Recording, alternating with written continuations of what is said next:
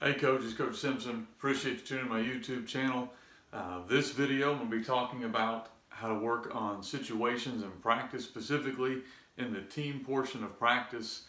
If you'd like any more information about things that I do or different things in football, you can search through this channel. I'd appreciate if you subscribe if you haven't already done so. There's a lot of different information you can go through and find, and maybe can help you in your journey. A lot of these things I kind of learned the hard way.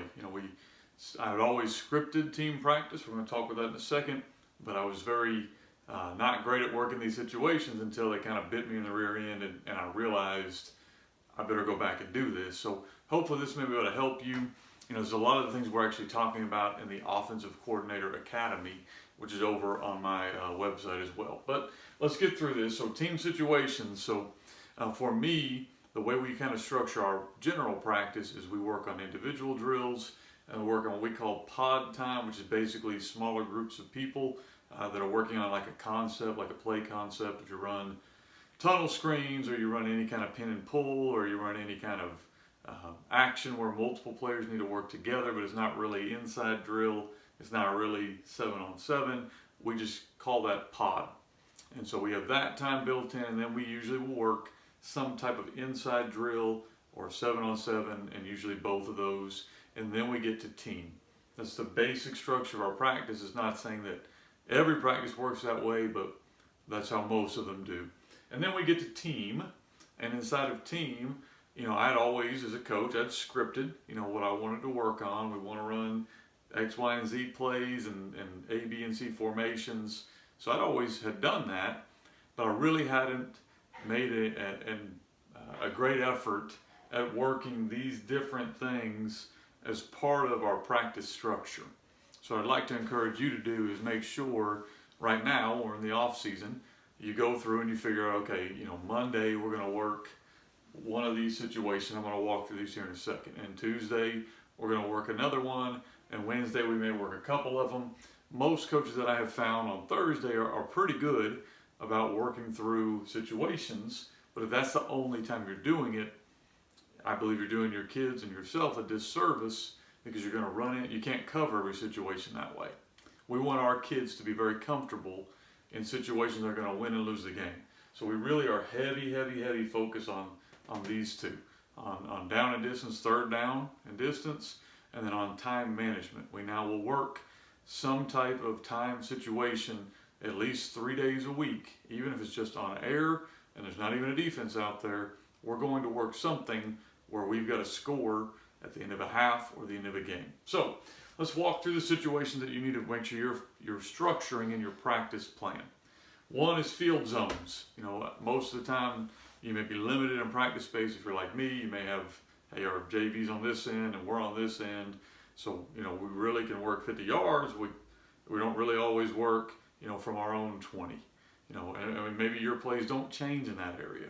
But there are certain areas for every offense that you're going to kind of change the way you call the game, and the defense is going to change the way they call the game.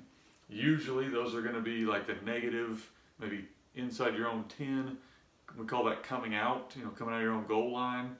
What are you going to do when they punt you down to your 3 or your 2? What are the plays you're going to work? You need to make sure you work that. It doesn't have to be done every day in practice, but that's one field zone.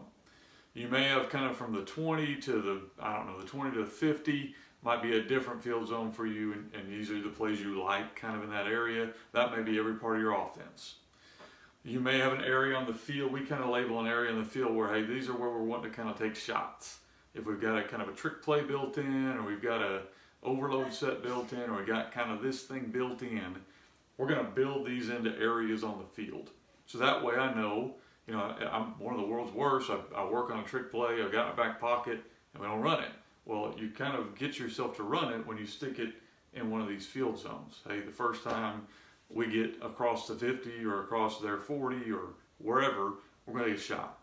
The final field zone is generally going to be the red area, and that can be different. There's kind of a high red zone and a low red zone. You're going to know all of a sudden that defensive coordinator either becomes super aggressive. Where is that? That might be at the 30, that might be at the 20, that might be at the 10. Somewhere they go to some kind of goal line defense. And so those are the field zones you need to be working on. I highly recommend working on the red zone at least 2 to 3 times a week. You know, I think of how many games are won or lost when you drove the ball down to the wherever 20 and you didn't score. So you want to make sure you really highlight. We really highlight red zone at least twice a week, if not more. We hit red zone because that's games won or lost there. So to me, that's the most important field zone you can work. Hash work is something not to be undone. So for me, anytime we're running a play, it has either LT, left hash, M for middle, RT, right hash. And we're going to work these plays as we progress down the field, or we're going to work these plays as we work third down, or whatever it is. We're always going to have a marking on the field. And that challenges you as a coach, especially at the high school level. You got to think that the field is divided into thirds, so it is a distinct difference to call plays off a hash.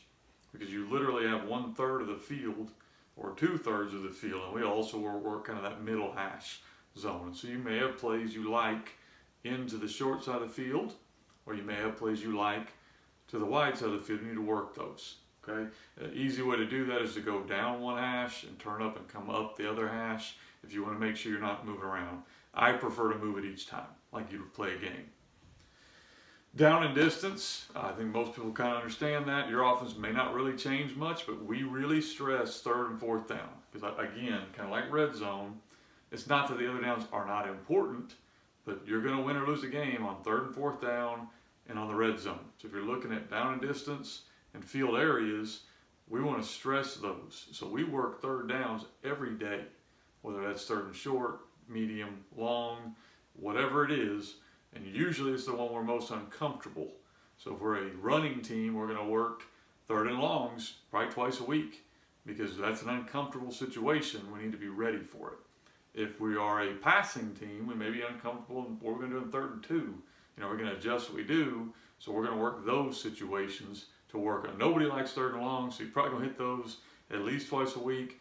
But the short yardage, depending on your offense, you may want to mix in there. And that's just down and distance. And again, we do work a third down and then we do work a fourth down because we do think there's a big difference. Third down, fourth down, we want to make sure our kids understand turnovers don't matter to us on fourth down. You know, what we don't want to do is not give ourselves a chance to get a first down. And then finally, time management. I've kind of hit that already. We focus on the harder time management, which generally is behind.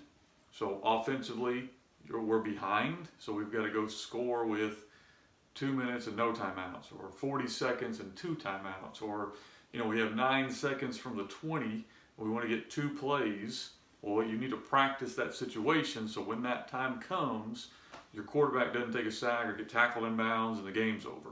So working those situations in practice, and we'll do one every day, so that gives us the opportunity to kind of work through a lot of weird situations. So if they happen in a game, we're prepared. We'll do the same thing defensively. Flip it over. All right, now they have to score at the end of the game. How are we going to handle that?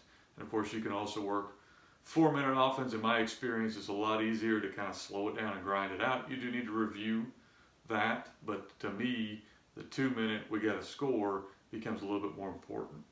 So those are the situations we want to work. Anytime we run a play in team, we want to have obviously formation, play, okay, whatever we're trying to work. But then this stuff needs to come into play when you're running your team.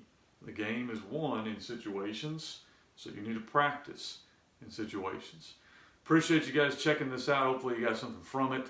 Again, don't forget I'm running the Offensive Coordinator Academy. Some guys are a whole lot smarter than me coming in there together, and we're just talking offense. It's over on the website, fbcoachsimpson.com. You can also look at my materials. Of course, you want some buck sweep stuff or gun tee, that's over there as well. Got some clinics coming up this year that I'm really excited about. They're about to get filled up, so if you're interested in coming, you might want to grab your spot as quickly as you can. Of course, I always got some virtual material as well. Appreciate the support. Guys, if I can do anything for you, please feel free to reach out to me. You can comment in this video and I'll see it. You can email me, fbcoachsimpson@gmail.com. Find me on Twitter or any form of social media. I'll do my best I can to help you as we kind of make each other better this off season.